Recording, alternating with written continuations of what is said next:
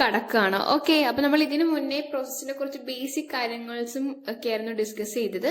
അപ്പൊ ഇന്ന് നമ്മൾ CPU ഷെഡ്യൂളിംഗ് എന്താന്ന് പറയും. ഇനിയുള്ള വീഡിയോകളിൽ types of CPU ഷെഡ്യൂളിംഗും CPU scheduling algorithms ഒക്കെ ഡിസ്കസ് ചെയ്യുന്നതായിരിക്കും.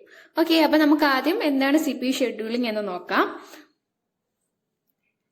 CPU scheduling is the basis of multi-programmed operating system.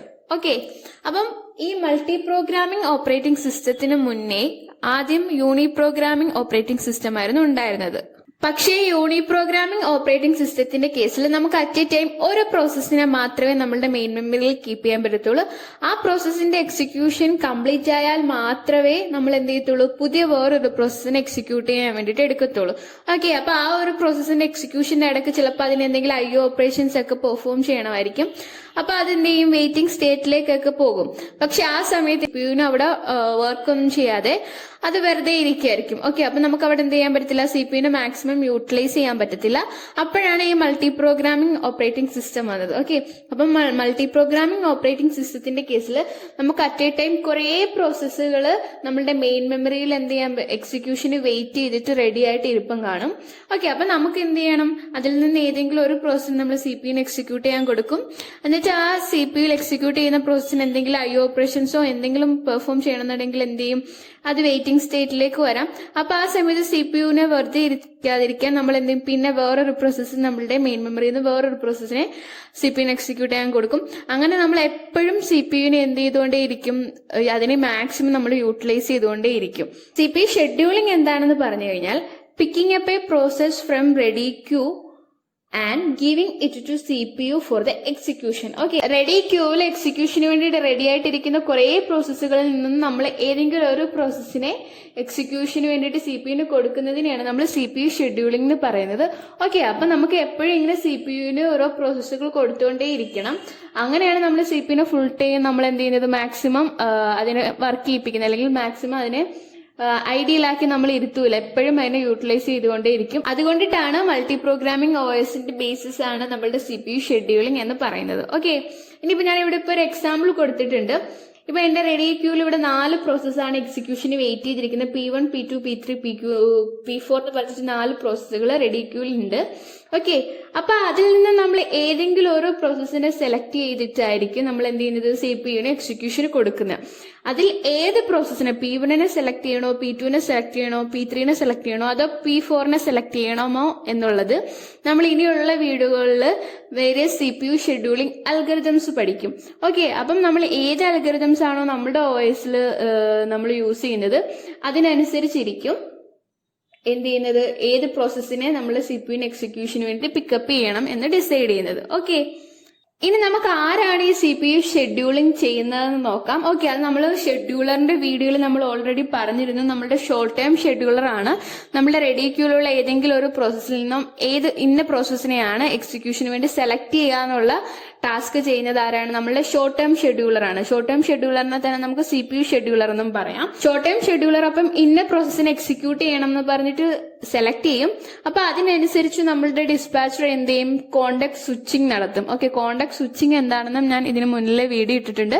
അപ്പൊ അത് കാണാത്തൊരു ആദ്യം അത് പോയി കാണുക. കോണ്ടാക്ട് സ്വിച്ചിങ് എന്ന് പറഞ്ഞാൽ ഇപ്പോൾ ഏതെങ്കിലും പ്രോസസ്സ് നമ്മുടെ CPU എക്സിക്യൂട്ട് ചെയ്യുന്നുണ്ടെങ്കിൽ ആ പ്രോസസ്സിന്റെ കറസ്പോണ്ടിങ് ഇൻഫോർമേഷൻസ് എല്ലാം നമ്മൾ സേവ് ചെയ്ത് വെച്ചിട്ട് ഇനി നമ്മൾ ഷെഡ്യൂളർ സെലക്ട് ചെയ്ത പ്രോസസ്സിന്റെ ഇൻഫോർമേഷൻസ് നമ്മൾ ലോഡ് ചെയ്യുന്ന ആ ഒരു ടാസ്കിനെയാണ് നമ്മൾ കോണ്ടാക്ട് സ്വിച്ചിങ് എന്ന് പറയുന്നത്. അത് ആര് പെർഫോം ചെയ്യും, നമ്മുടെ ഡിസ്പാച്ചർ ആയിരിക്കും അത് പെർഫോം ചെയ്യുന്നത്. ഓക്കെ, ചില OSൽ ഷോർട്ട് ടൈം ഷെഡ്യൂളറും ഡിസ്പാച്ചറും സെപ്പറേറ്റ് 2 മൊഡ്യൂൾ ആയിരിക്കും. ചില OSൽ എന്ന് പറയുന്നത് ഷോർട്ട് ടൈം ഷെഡ്യൂളറും ഡിസ്പാച്ചറും ഒറ്റ മൊഡ്യൂളിൽ തന്നെ ആയിരിക്കും. Okay, clear. ഓക്കെ, അപ്പൊ നമ്മളിപ്പം CPU ഷെഡ്യൂളിംഗ് ആരാണ് ചെയ്യുന്നതെന്ന് വെച്ചാൽ അതിനെ ഇനിഷ്യേറ്റ് ചെയ്യുന്നത് ആരാണ്, ഷോർട്ട് ടൈം ഷെഡ്യൂളർ ആണ്. ഇനി ഈ CPU ഷെഡ്യൂളിംഗിൽ ശരിക്കും എന്താണ് നടക്കുന്നത്, നമ്മളുടെ റെഡി സ്റ്റേറ്റിൽ ഇരിക്കുന്ന ഒരു പ്രോസസ്സ് എന്തായിട്ട് റണ്ണിംഗ് സ്റ്റേറ്റിലേക്ക് പോവുകയാണ് നമ്മൾ CPU ഷെഡ്യൂളിംഗ് ചെയ്യുമ്പോൾ നടക്കുന്നത്. ഇനി ഈ CPU ഷെഡ്യൂളിംഗ് നമുക്ക് എപ്പോഴൊക്കെയാണ് പെർഫോം ചെയ്യേണ്ടതെന്ന് നമുക്ക് ഡിസ്കസ് ചെയ്യാം. ഓക്കെ, അപ്പൊ ഞാൻ ഫസ്റ്റ് പോയിന്റ് കൊടുത്തേക്കുന്നത്, ഫസ്റ്റ് ഓപ്ഷനിൽ ഞാൻ ABC എന്ന് പറഞ്ഞ 3 ഓപ്ഷൻ കൊടുത്തിട്ടുണ്ട്. ഓക്കെ, അതിൽ ഫസ്റ്റ് വൺ ആണ് റൺ ടു ടെർമിനേഷൻ. ഓക്കെ, അപ്പം റൺ എന്ന് പറയുമ്പോൾ CPU ഇപ്പൊ ഏതെങ്കിലും ഒരു പ്രോസസ് എക്സിക്യൂട്ട് ചെയ്ത് അതിന്റെ എക്സിക്യൂഷൻ കംപ്ലീറ്റ് ആകുമ്പോഴാണ് ആ പ്രോസസ്സ് ടെർമിനേഷൻ സ്റ്റേറ്റിലേക്ക് പോകുന്നത്. ഓക്കെ, അപ്പൊ അവിടെ ഒരു പ്രോസസ്സ് കംപ്ലീറ്റ് ആയി. ആ സമയത്ത് ഇനി ആ പ്രോസസ്സിന് CPU ആവശ്യമില്ല. ഓക്കെ, അപ്പൊ നമുക്ക് CPU വേറെ ഏതെങ്കിലും ഒരു പ്രോസസ്സിന് അലോക്കേറ്റ് ചെയ്ത് കൊടുക്കേണ്ടി വരും. ഓക്കെ, അപ്പൊ ഏതെങ്കിലും ഒരു പ്രോസസ്സ് റൺ സ്റ്റേറ്റിൽ നിന്നും ടെർമിനേഷൻ സ്റ്റേറ്റിലേക്ക് പോകുമ്പോൾ നമുക്ക് ആ സമയത്ത് പുതിയൊരു പ്രോസസ്സിനെ CPU അലോക്കേറ്റ് ചെയ്യണം. അതാണ് ഒരു സ്റ്റേജ്. ഇനി റൺ സ്റ്റേറ്റിൽ ഇരിക്കുന്ന ഒരു പ്രോസസ്സ് അതിന്റെ എന്തെങ്കിലും IO ഓപ്പറേഷന് വേണ്ടിയിട്ട് അല്ലെങ്കിൽ വേറെ ഏതെങ്കിലും റിസോഴ്സിന് വേണ്ടിയിട്ട് അത് വെയിറ്റിംഗ് സ്റ്റേറ്റിലേക്ക് പോയി കഴിഞ്ഞാലും അവിടെ CPU ഫ്രീ ആണ്. ഓക്കെ, ആ സമയത്ത് നമുക്ക് എന്ത് ചെയ്യണം, വേറെ ഏതെങ്കിലും പ്രോസസ്സിനെ CPU എക്സിക്യൂട്ട് ചെയ്യാൻ വേണ്ടി കൊടുക്കണം.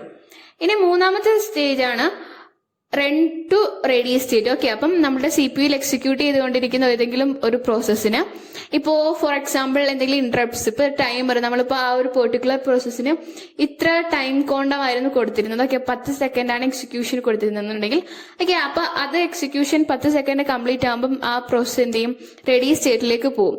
ഓക്കെ, അപ്പോഴും അവിടെ എന്താണ്, CPU ഫ്രീ ആണ്. ആ സമയത്ത് നമുക്ക് എന്ത് ചെയ്യണം, വേറൊരു പ്രോസസ്സിനെ CPU എക്സിക്യൂട്ട് ചെയ്യാൻ വേണ്ടി കൊടുക്കണം. ഓക്കെ, അപ്പം ഈ പറഞ്ഞ 3 കണ്ടീഷൻ, ഒരു പ്രോസസ്സ് റൺ ടു ടെർമിനേഷനിലേക്ക് പോകുന്ന കണ്ടീഷൻ ആണെങ്കിലും, ഒരു പ്രോസസ്സ് റൺ ടു വെയിറ്റിംഗ് സ്റ്റേറ്റിലേക്ക് പോകുന്ന കണ്ടീഷൻ ആണെങ്കിലും, റൺ ടു റെഡി സ്റ്റേറ്റിലേക്ക് പോകുന്ന കണ്ടീഷൻ ആണെങ്കിലും, ഈ 3 കണ്ടീഷനിൽ നമുക്ക് മസ്റ്റ് ആയിട്ടും വേറൊരു പ്രോസസ്സിനെ CPU എക്സിക്യൂട്ട് ചെയ്യാൻ വേണ്ടി കൊടുക്കണം. ഇനി വേറൊരു കണ്ടീഷനാണ് ന്യൂ ടു റെഡി എന്നുള്ളത്. ഇപ്പൊ ഒരു പ്രോസസ്സ് പുതുതായിട്ട് ക്രിയേറ്റ് ചെയ്തു. ഓക്കെ, അപ്പൊ ഒരു പ്രോസസ്സ് പുതുതായിട്ട് ക്രിയേറ്റ് ചെയ്യുമ്പോഴാണ് ആ പ്രോസസ്സ് ന്യൂ ടു റെഡി സ്റ്റേറ്റിലേക്ക് പോകുന്നത്.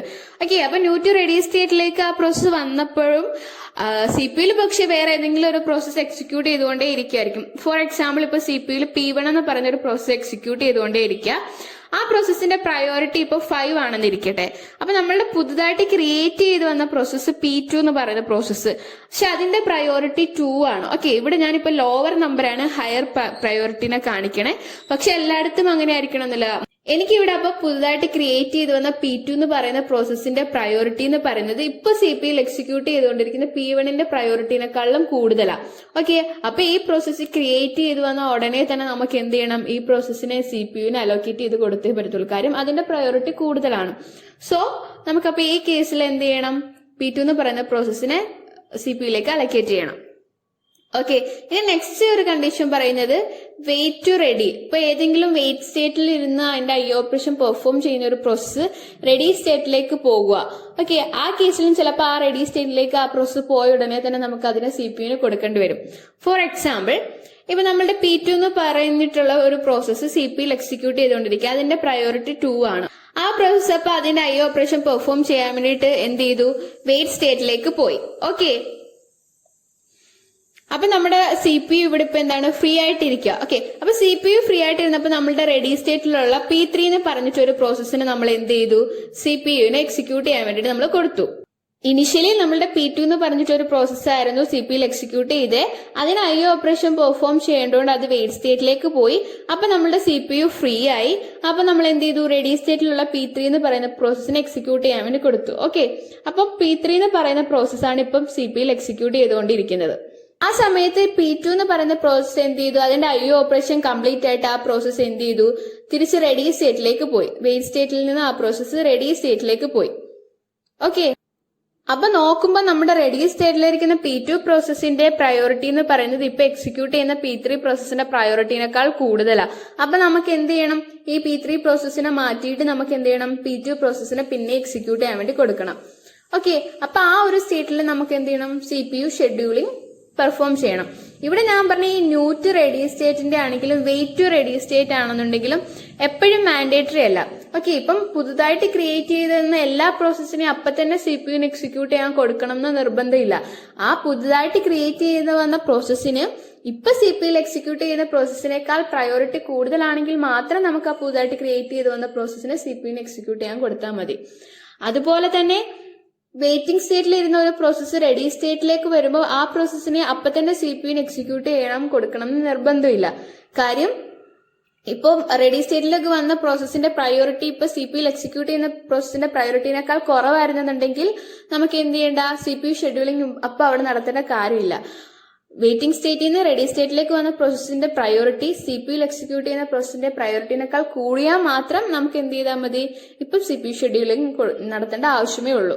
പക്ഷെ നമ്മൾ ഇവിടെ പറഞ്ഞ ഈ 3 കേസിലും, രണ്ട് ടെർമിനേഷൻ ആണെങ്കിലും റൺ ടു വെയിറ്റ് ആണെങ്കിലും റൺ ടു റെഡി, ഈ 3 കേസിൽ ഏതെങ്കിലും ഒന്ന് സംഭവിച്ചു കഴിഞ്ഞാൽ നമുക്ക് അവിടെ മസ്റ്റ് ആയിട്ടും റെഡി സ്റ്റേറ്റിൽ ഇരിക്കുന്ന ഒരു പ്രോസസ്സിനെ CPU അലോക്കേറ്റ് ചെയ്ത് കൊടുക്കേണ്ട ആവശ്യമുണ്ട്. ഓക്കെ, അപ്പൊ CPU ഷെഡ്യൂളിംഗ് എന്ന് പറഞ്ഞു കഴിഞ്ഞാൽ നമ്മുടെ റെഡി സ്റ്റേറ്റിൽ എക്സിക്യൂഷന് വേണ്ടിയിട്ട് റെഡി ആയിരിക്കുന്ന കുറെ പ്രോസസ്സിൽ നിന്ന് നമ്മൾ ഏതെങ്കിലും ഒരു പ്രോസസ്സിനെ എക്സിക്യൂഷന് വേണ്ടിയിട്ട് പിക്കപ്പ് ചെയ്യുക. ഓക്കെ, അതാണ് CPU ഷെഡ്യൂളിംഗ്.